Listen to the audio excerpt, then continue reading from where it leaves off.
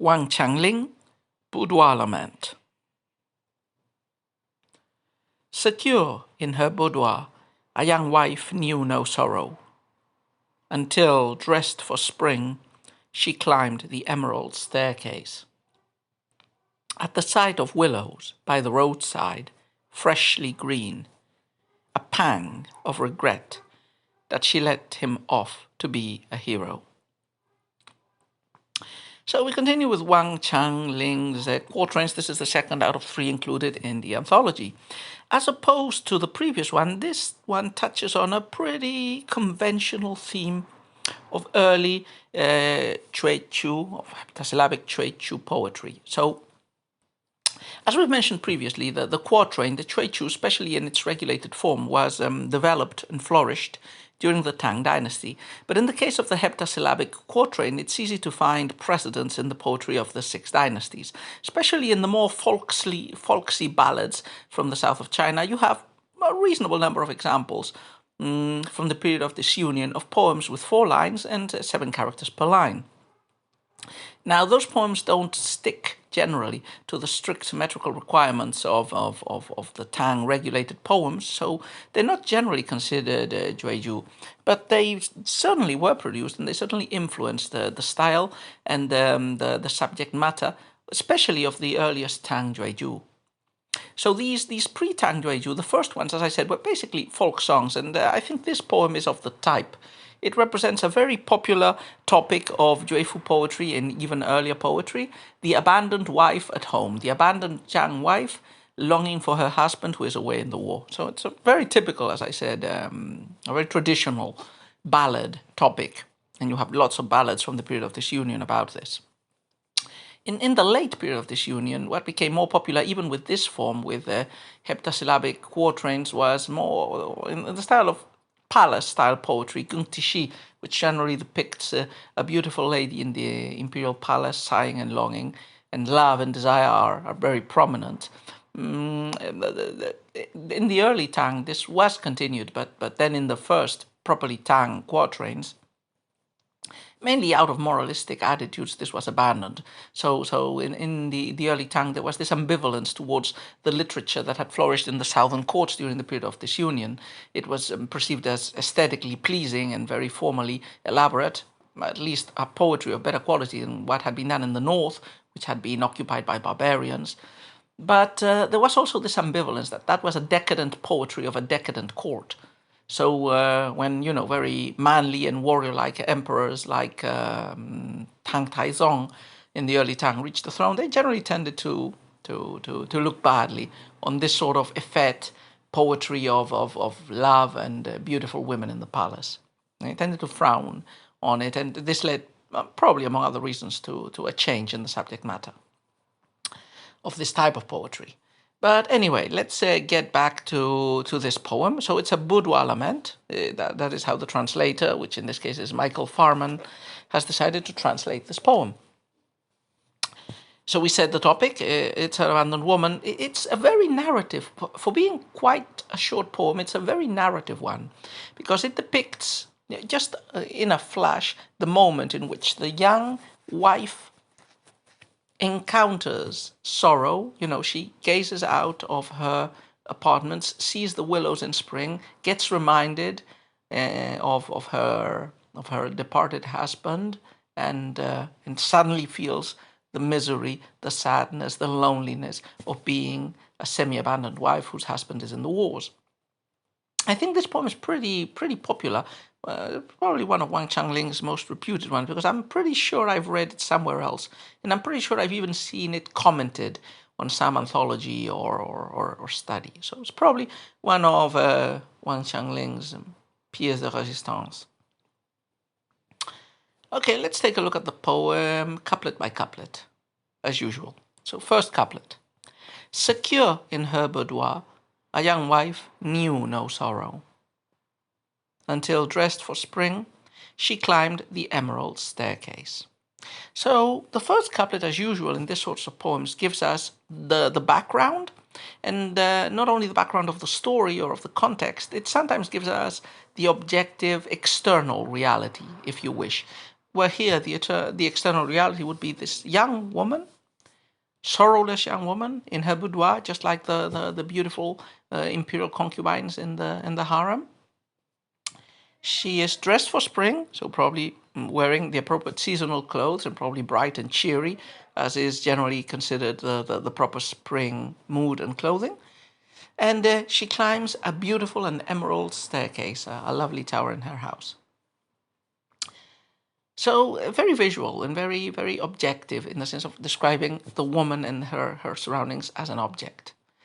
Now, Chinese poetry doesn't explicitly indicate tense for the most part, so it's the translator who decides to read this first couplet as the first line refers to the past. The woman didn't know what sorrow was. Maybe she was young and immature, and maybe her husband hasn't been away for long, so she hasn't spent any time after marriage with her husband, so she really can't feel sad for his absence.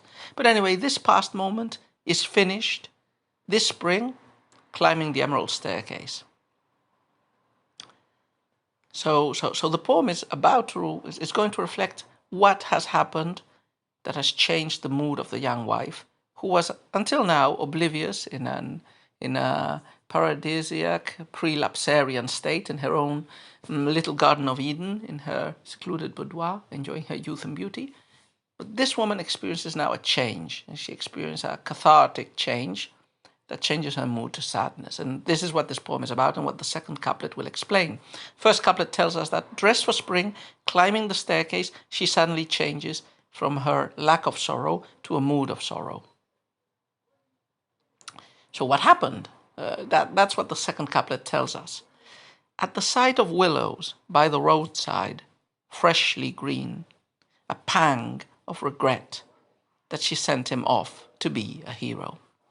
So it's a sight of spring, more specifically the willows.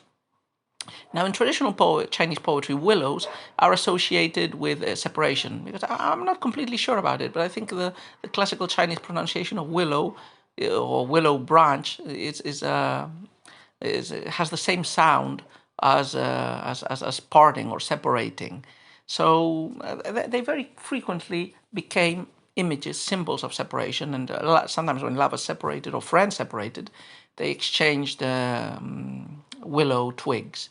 Also, the willows are probably at their green and lushest. This is spring after all, probably covered with their catkins. So they're an image also of the eternal renewal of nature, and we've encountered this very often in these poems.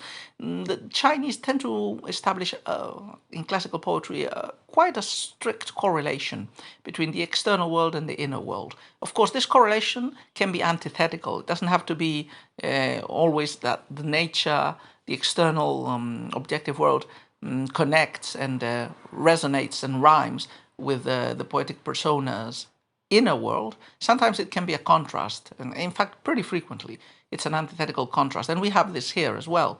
Nature is flourishing. It's spring. It's the time of love. It's the time of being together. It's the time of renewal and youth. But remember, nature's time is cyclical. Like the spring comes year after year. The trees lose their leaves and flowers only to regain them with the same splendor in the next spring. Whereas for humans, time is linear. We do not reflourish. We have our metaphorical spring, our youth, our period of beauty, but once that goes away, it can never be recovered. And probably a combination of these two things, this when seeing the willows, this appreciation of the inevitable passage of time for humans and the loss of the period for youth and happiness, which is a time when one should deal with love and be with one's beloved couple. That period is coming to an end. She is getting older, and her husband is also getting older and might get killed on the frontier. These days, which should be the days of a young marriage of joy and happiness, are not living up to what they should be. And maybe the woman was not thinking about it. Maybe she's just too young or immature, or she was distracted. But now she fully realizes her plight and her situation of unhappiness in the midst of her material well-being and satisfaction, and probably still young age. And again, as I said, willows are also conventional symbols of parting, so that would have hammered in the idea, if it weren't enough with nature's showy spring theater, that she is separated from a person. You should remember that most marriages in classical China were arranged marriages, so there's no reason to a priori suppose that a young wife recently married to a man should have developed any sort of feelings for him before said marriage beyond some basic attraction. Although in most of the poems it is assumed that a wife, after getting married, somehow develops the affection for her husband, and she feels the pang of his absence. And that pang of absence is what finishes the line. But it's not only a pang of absence, it's a pang of self-regret, as she probably did not stop him from going to the war. So it must be supposed that the context here is not just the typical one of a peasant being levied. We know, she's in her boudoir, so she's from a well-off context. She's not a peasant, and her husband is not a peasant. So her husband went off to be a hero, which means, he probably went voluntarily. He enlisted for military service in the frontier in the expectation of gathering riches and a noble title, because titles of nobility were granted on successful military commanders. So she probably, at least, did not object too much to her probably recently wedded husband's absence. And she is lamenting it now. Now, before she didn't, but now that she feels her loneliness, that she feels that her youth is being spent without being in the company of a beloved husband, now is when she really feels that she misses her husband. So this poem has also been translated in the master's thesis that I linked in the previous video. It's interesting to see the poem, especially to see the differences. So this was translated as A Young Wife's Sorrow. The young woman of the house, unaware of her longing. Finely dressed, she goes up to the tower one day in spring. Suddenly, seeing the color of willows by the roadside, she regrets letting her man go after titles. So the poem is pretty similar. The translation is pretty similar, as is only to be expected. But the play on the tenses in the first couplet really changes some important aspects of the reading of the poem. So the dramatic change of the woman's feelings from lack of longing to longing is here postponed to the second couplet and to the third line. Whereas in Boudoir Lament, we have that the woman knew no sorrow until, dressed for spring, she climbed the emerald staircase. Here, the first couplet really has no sorrow at all. So the woman is unaware of her longing, and she climbs the tower one day in spring. That is, there's no anticipation of the sorrow which the title promises until the third line. And the third line is introduced by a suddenly, which, hones in the point that, as in a flash of enlightenment, just after she has dressed finely and climbed up the tower, when she's at the top looking out, then suddenly this feeling of sorrow catches up with her and grabs her violently. Seeing the color of the willows, then she regrets letting her man go after titles. So, okay, I personally think this is a little bit more effective, and I think it's probably more in keeping with the idea for quatrains that the third line should represent a pivotal change. In this poem, it is very clear that the change happens at the third line, a change of focus, which develops the title. Whereas in the other version that I've read, the first version, it's already clear what is going to happen, or it can be guessed in the first couplet. And here it's more clear that the distinction that is later achieved and is considered one of the highlights of the high time poetry that we've mentioned, the idea that merging external description within a feeling, I think it works better with this first couplet depicting external objective reality and the second one focusing more on the feelings, and of course the interconnection between both concepts. So, well, anyway, an interesting poem.